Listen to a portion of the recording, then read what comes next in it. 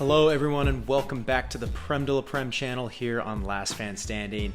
If you've come by way of our podcast, then thank you so much for the support. If you've stumbled upon us by accident, then kick up your feet, stay a while. I'm James Burton. And I'm Patrick Crowley. This week's quiz is an international break themed quiz we are excited to bring to you during the inner break, the inner lull, as some of you like to call it. But we are going to break this down Premier League style, international break style. James, are you ready? I'm ready. Patrick, if you could survey all the fans out there, how many of them do you think look forward to an international break? I would say none of them look forward to it, but there's times when you welcome it. As an Arsenal fan, I'm welcoming this one a little bit. I mean, given the amount of times we get interrupted during the season to watch our favorite players go get injured in a 0-0 friendly against Albania, we figured it only right to dedicate a quiz to it. So Gotta do it. Ready. Let's get into it. 8 questions to navigate. Easy to hard. Let's get into it. Follow us on the journey to more success. Every question has been fact-checked. All the answers are locked and loaded. Patrick, any last words? Nope. Good luck. Good luck to all you out there. So I guess, do have some last words. You have some words after this.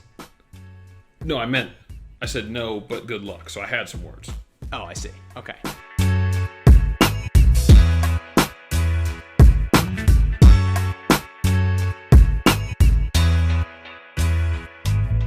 England's all-time leading goal scorer and Premier League legend Wayne Rooney is also England's most capped player. Yes or no? Former DC United great Wayne Rooney.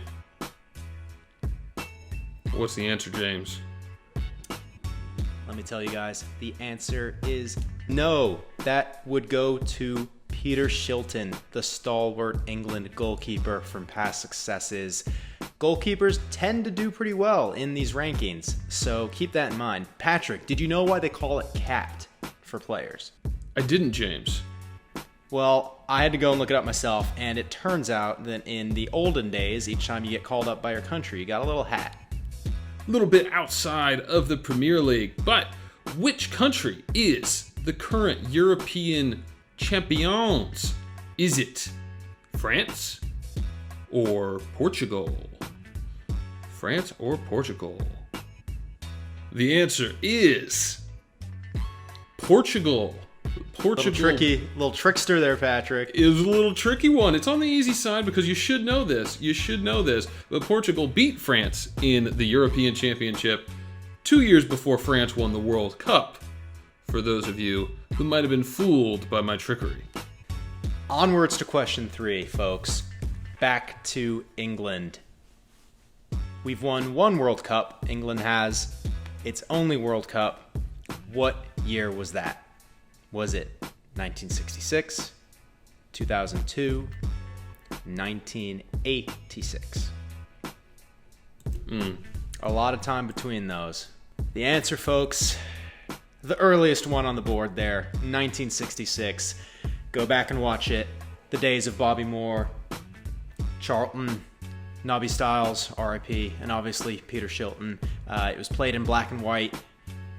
I believe it was actually black and white. There was no color back then. And you could pass it back to the goalkeeper and run out the clock. So it was a famous, famous victory.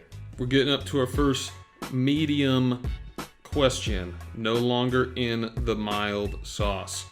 James Milner is fast approaching the all-time Premier League appearance record. But is he the most capped England player who's still active today? Yes or no? A yes or no, is it James Milner? No.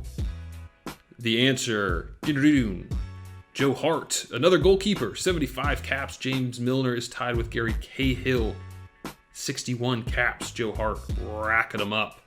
Still active, believe it or not. Still active, just warming the bench over at Spurs, that's right. And this is question number 5 for us. The first non-English player to show up in all-time Premier League goal-scoring charts is Sergio Aguero in 4th place with 180 goals. Where does he rank in all-time goal-scoring lists for his Argentina national team, where he plays in his free time?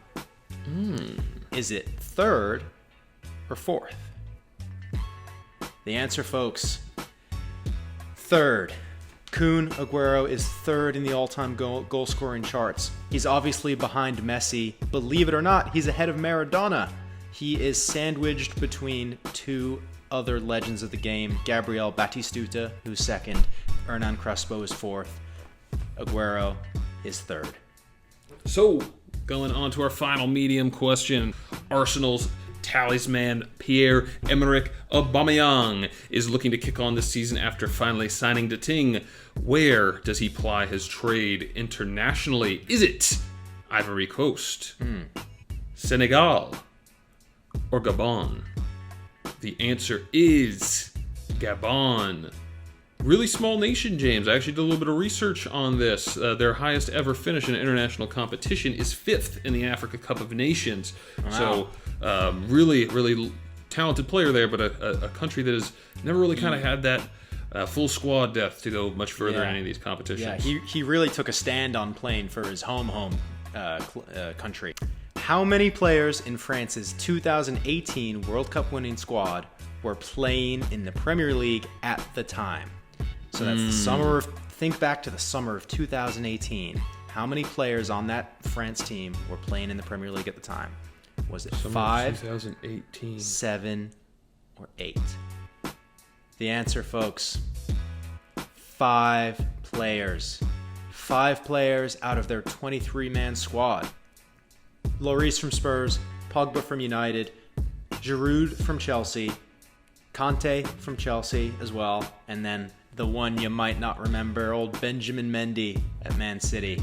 Those were the 5 in the squad. Last question. If you're still with us, good job. Which English Premier League or First Division player ranks highest in goals scored at a World Cup? Is it A, Jurgen Klinsmann, B, Gary Lineker, or C, Miroslav Klose? It is Jurgen Klinsmann, former Tottenham Hotspur forward, scored 11 goals in the World Cup. Gary Lineker, of course, played in the Premier League, and he scored 10 goals in World Cups. Miroslav Klose is the all-time leader with goals scored in World Cups at 16 goals, but he never played in the Premier League. Patrick, you've got me doing my homework, and I would be remiss if I did not drop a shout-out to Frenchman Just Fontaine, who scored 13 goals, not in 3 tournaments, not in the space of 2 tournaments, in 1958. 6 matches played, 13 goals. Just Fontaine is when people try and tell me Pele is the GOAT, I say, have you heard about Just Fontaine? Just Fontaine, remember the name. Yep.